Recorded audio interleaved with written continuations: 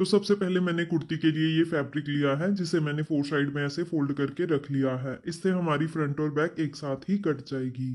तो सबसे पहले ना हमें ऊपर एक सीधा मार्क कर लेना है। इससे हमारा ये फैब्रिक भी सीधा हो जाता है और इसी पे हमारे तीरे का भी मार्क आता है।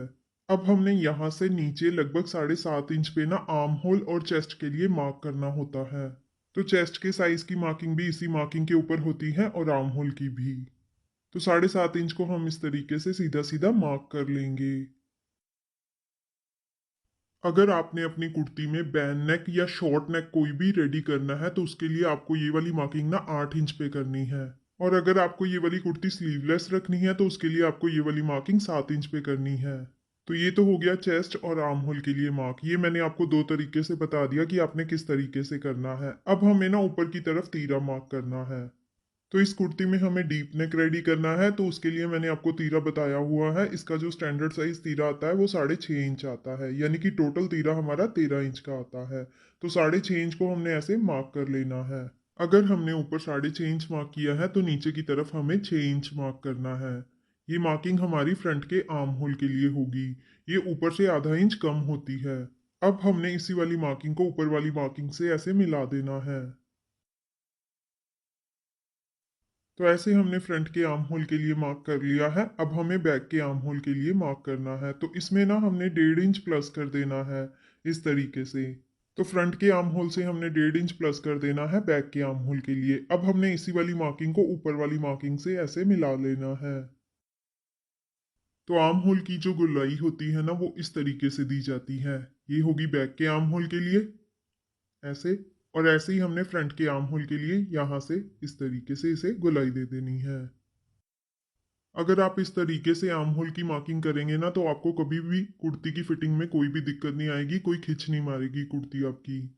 अब हमने ना यहाँ से तीरा एक पैर डाउन कर लेना है, जैसे मैं आपको नॉर्मल कटिंग में बताती रहती हूँ। आगे से ये सीधा ही आता है, यहाँ से एक पैर डाउन हो जाता है। तीरा से यहाँ से डाउन करने से शोल्डर की फिटिंग अच्छी आती है और नेक की भी। तो अब हम इसे अपनी मार्किंग के साथ साथ कट कर लेते हैं।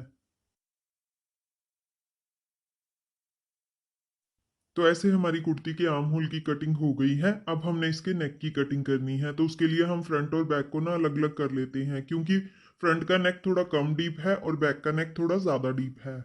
तो इससे हमारे फ्रंट के आर्म होल की भी कटिंग हो जाएगी।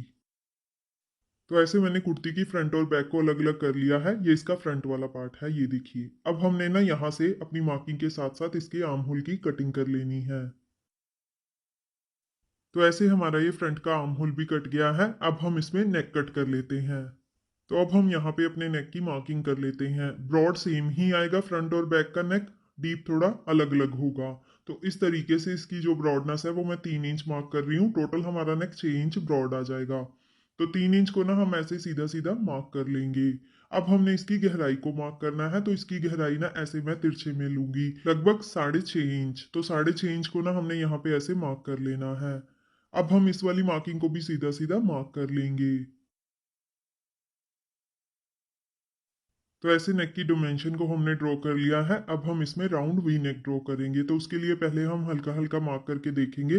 जो भी मार्किंग आपकी बिल्कुल परफेक्ट आ जाए ना उसे आप इस तरीके से डार्क कर लीजिए। तो ऐसे हमारे इस नेक की मार्किंग हो चुकी है। अब हम इसे कट कर लेते हैं। तो ऐसे हमने इसमें राउंड वी नेक कट कर लिया है। अब हमें इसके बैक नेक की कटिंग करनी है तो उसके लिए ना इसे साइड में कर देते हैं और बैक वाले पार्ट को ना यहाँ पे सेट करके रख लेते हैं। तो ये बैक वाला पार्ट आ गया हमारा। अब हम इस पे भी अपने नेक की मार्किंग कर लेते हैं। तो सबसे पहले हम नेक की चौड़ाई को मार्क करेंगे। जैसे कि मैंने बताया आपको कि ब्रॉडनेस सेम ही आती है, तो यहाँ पे भी हमने 3 इंच ही मार्क करनी है इसकी चौड़ाई को।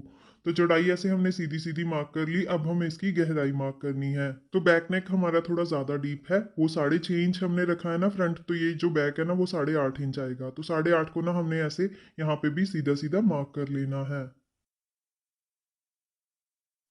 तो अब हमें बैक के लिए ना राउंड नेक ड्रॉ करना है। उसके लिए हम हल्का हल्का पहले मार्क करके देखेंगे। जो भी मार्किंग आपकी बिल्कुल परफेक्ट आ जाए उसे आप इस तरीके से डार्क कर लीजिए।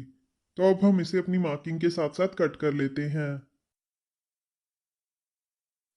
तो जो नेक ऐसे पहले कुर्ती पे कटते हैं ना, वो नेक और ये पट्टी के साथ रेडी होते हैं। तो ऐसे हमारे फ्रंट और बैक के दोनों नेक कट चुके हैं और दोनों के आर्म होल भी कट चुके हैं। तो अब हम इसकी स्लीव्स कट कर लेते हैं।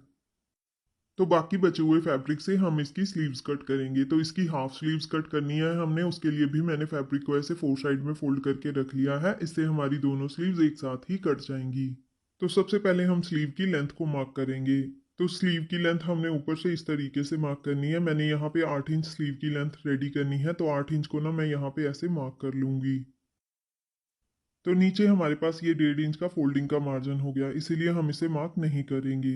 अब हमने ना ऊपर से नीचे की तरफ ना आर्म होल के लिए मार्क करना होता है। तो स्टैंडर्ड साइज की कुर्ती के लिए ये वाला मार्क ऊपर से 3 इंच पे आता है। अगर साइज कम है कुर्ती का तो यही वाला मार्क हमारा 2.5 इंच पे आएगा। तो हम 3 इंच को ना ऐसे सीधा सीधा मार्क कर लेंगे।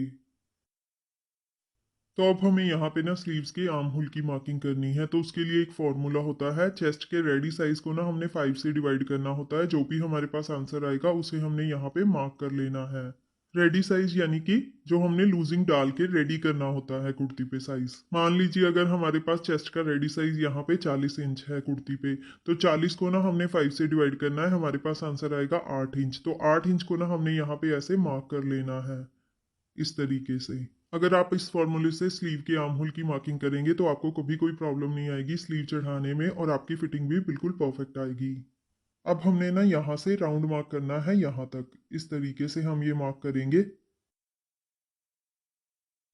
तो ऐसे हमने आर्म होल की मार्किंग कर ली है। अब हमने ना नीचे से स्लीव की मोहरी को मार्क करना है। तो यहाँ पे हमारे पास स्लीव की मोहरी का रेडी साइज है 6 इंच। तो 6 इंच को ना हमने यहाँ पे ऐसे मार्क कर लेना है। तो अब हम इस वाली मार्किंग को इस वाली मार्किंग से ऐसे मिला लेंगे। और यहाँ से हमने एक्स्ट्रा मार्जिन को भी ऐसे ही मार्क कर लेना है, लगभग 1.5 इंच। तो अब हम इसे अपनी मार्किंग के साथ साथ कट कर लेंगे।